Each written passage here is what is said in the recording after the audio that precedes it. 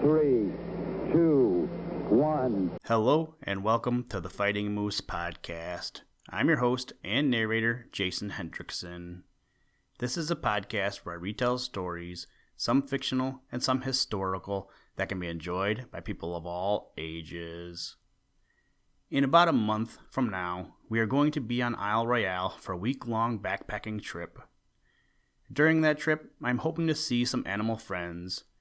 These friends include a moose, loons, wolves, foxes, beavers, and otters. Supposedly they are all up there from what I have seen on YouTube and videos people have made of the island, but really, if all I see is a moose from that list, I will be super happy. So as we draw nearer to the trip, I will be reading some stories from our friend Thornton W. Burgess about those friends. Today, we read the story, Why Reddy Fox Has No Friends, which comes to us from the book Mother West Wind's Children. During our trip, I plan on taking a lot of pictures, but if I do capture a moose on film, be prepared because I'll probably share them either on Facebook or on the blog. Now, let's turn to today's story. I hope you enjoy. Let's begin. Liftoff. We have a liftoff.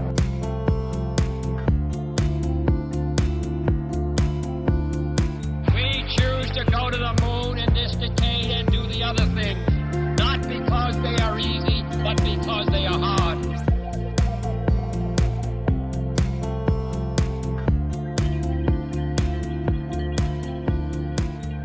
Why Reddy Fox Has No Friends. The green meadows lay peaceful and still. Mother Moon, sailing high overhead, looked down upon them and smiled, flooding them with her silvery light. All day long, the merry little breezes of Old Mother West Wind had romped there among the asters and goldenrod. They had played tag through the cat rushes around the smiling pool. For very mischief, they had rubbed the fur of the field mice babies the wrong way and had blown a fat green fly right out of Grandfather Frog's mouth just as his lips came together with a smack.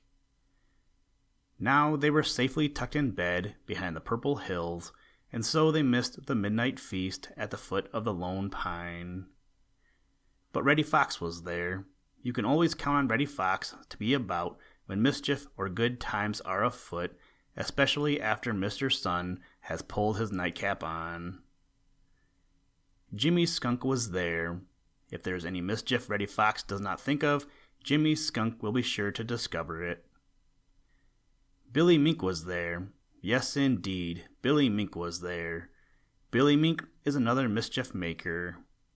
When Reddy Fox and Jimmy Skunk are playing pranks or in trouble of any kind, you are certain to find Billy Mink close by. That is, you are certain to find him if you look sharp enough. But Billy Mink is so slim, he moves so quickly, and his wits are so sharp that he is not seen half so often as the others.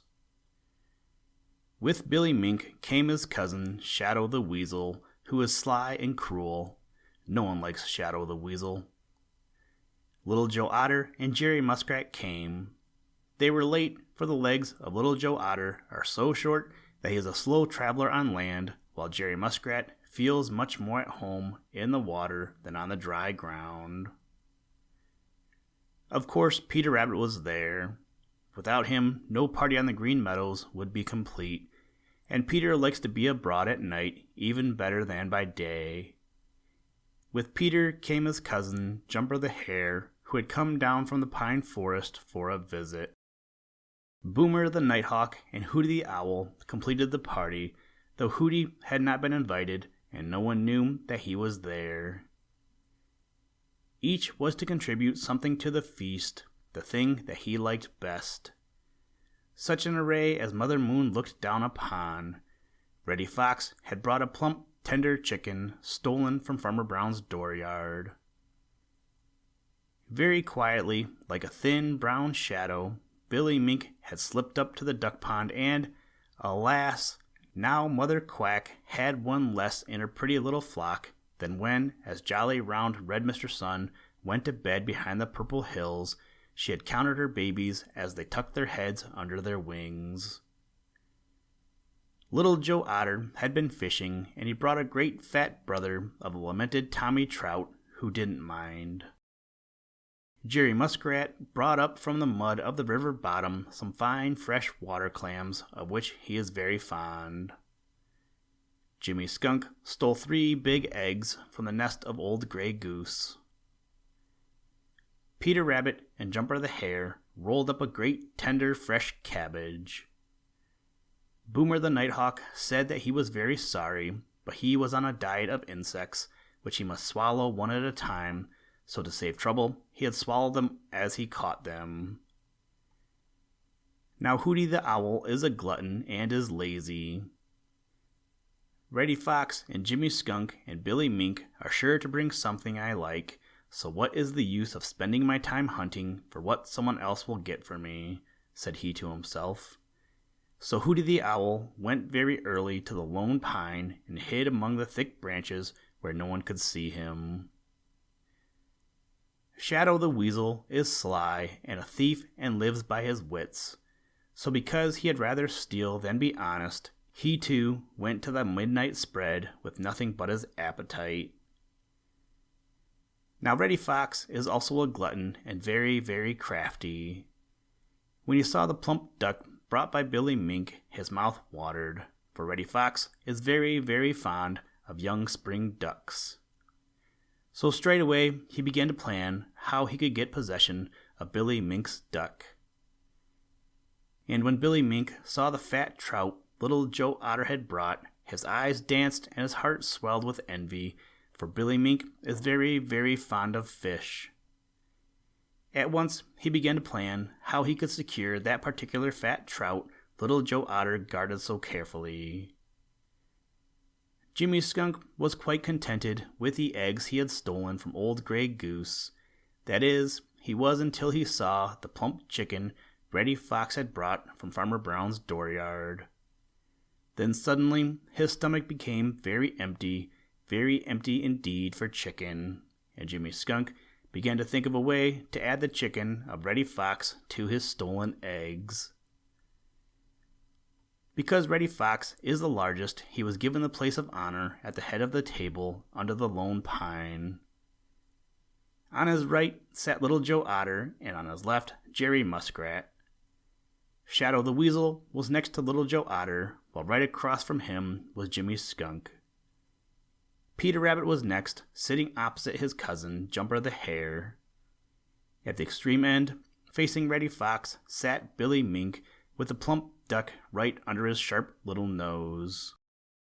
Boomer the Nighthawk excused himself on the plea that he needed exercise to aid digestion, and as he had brought nothing to the feast, his excuse was politely accepted.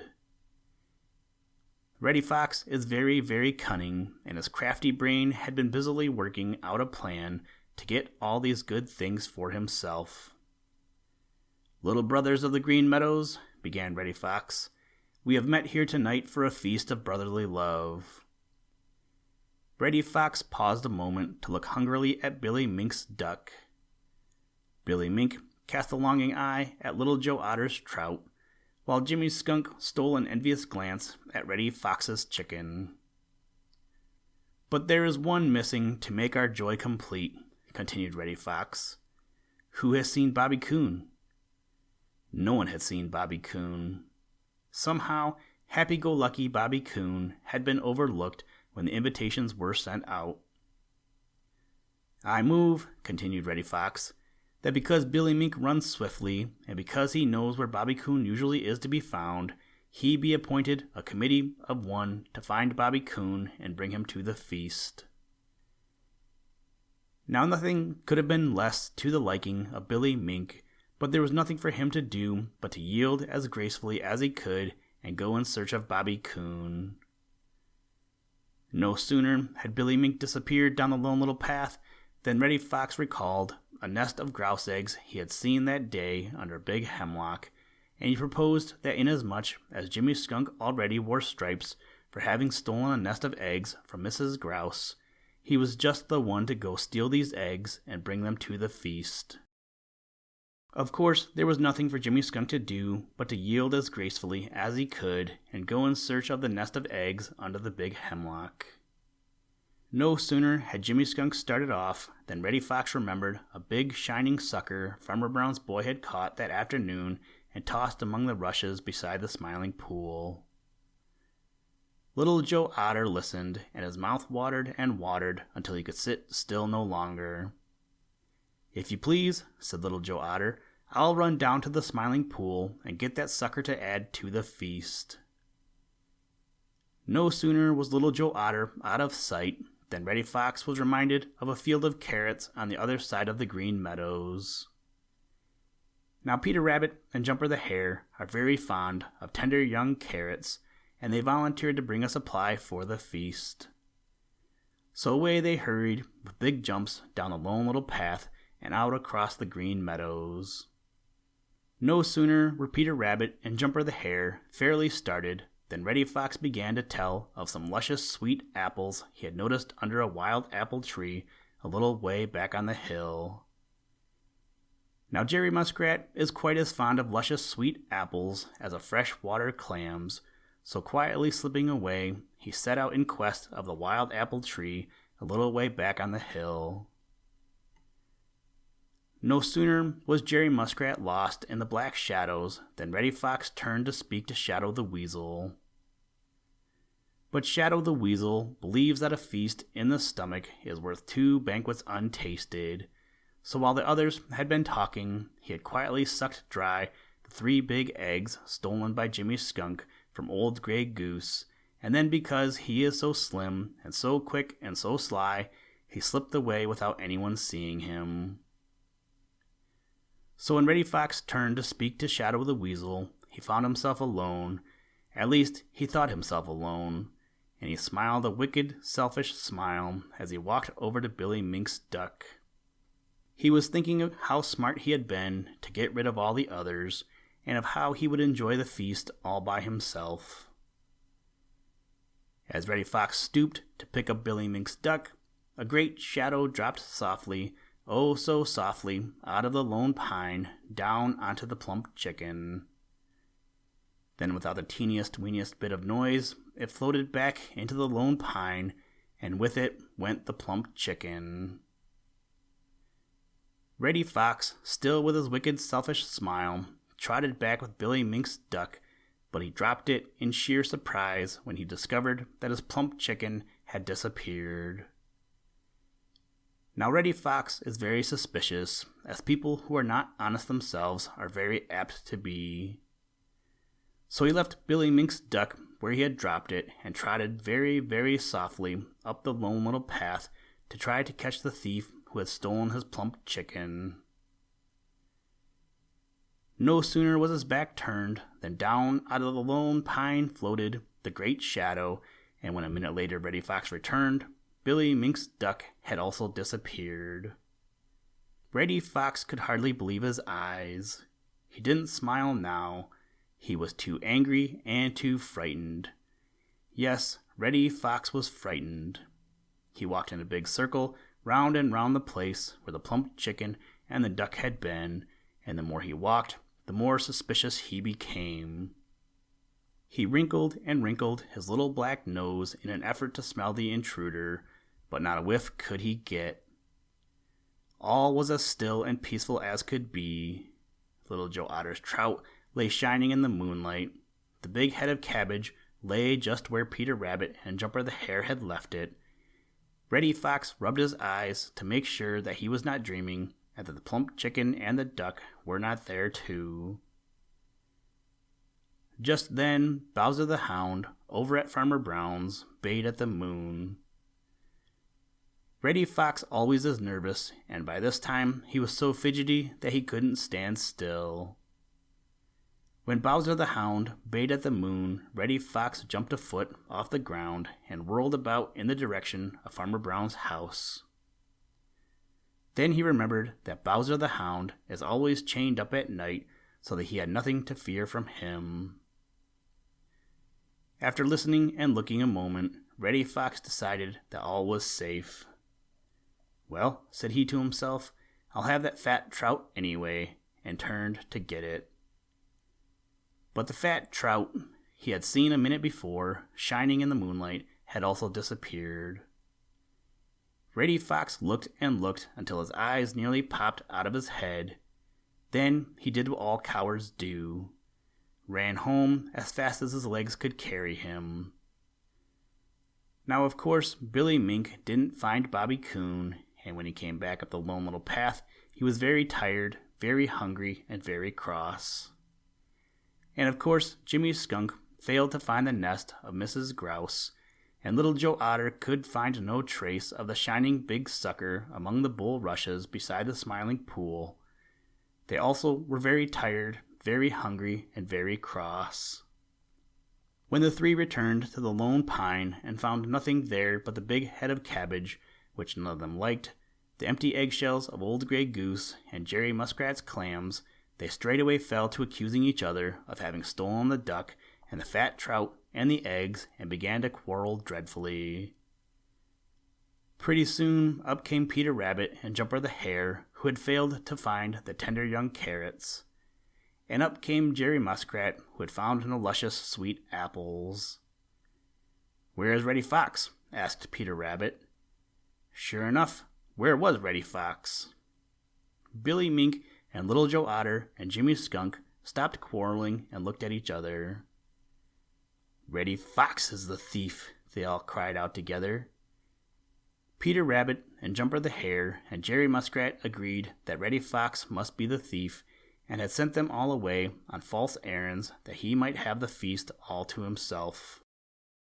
So because there was nothing else to do, Billy Mink and Little Joe Otter, tired and hungry and angry, started for their homes beside the Laughing Brook. And Jimmy Skunk, also tired and hungry and angry, started off up the crooked little path to look for some beetles. But Peter Rabbit and Jumper the Hare sat down to enjoy the big head of cabbage, while close beside them sat Jerry Muskrat, smacking his lips over his clams. They tasted so good. Mother Moon looked down and smiled, for she knew that each had a clear conscience, for they had done no harm to anyone. And up in the thick top of the great pine, Hooty the Owl nodded sleepily, for his stomach was very full of chicken and duck and trout, although he had not been invited to the party. And this is why Reddy Fox has no true friends on the Green Meadows. Listen, Tranquility Base here. The Eagle has landed. That's one small step for man, one giant leap for mankind.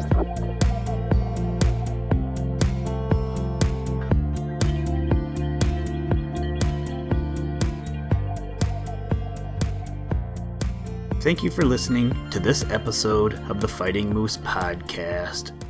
Please join us next time as we read another exciting story. Today's music was provided by the artist Analog by Nature, and the audio clips were provided from NASA. For more information to download and or listen to audio or materials from all our recordings, or to contact us, please visit www.thefightingmoose.com, or you can follow the links in the show notes. If you enjoy the podcast, please leave us a review wherever you get your podcast or on iTunes, and tell a friend. Thank you for your patronage, and as always, try and do a random act of kindness every day. Mission complete, Houston. After serving the world for over 30 years, the space shuttle turned its place in history, and it's come to a final stop.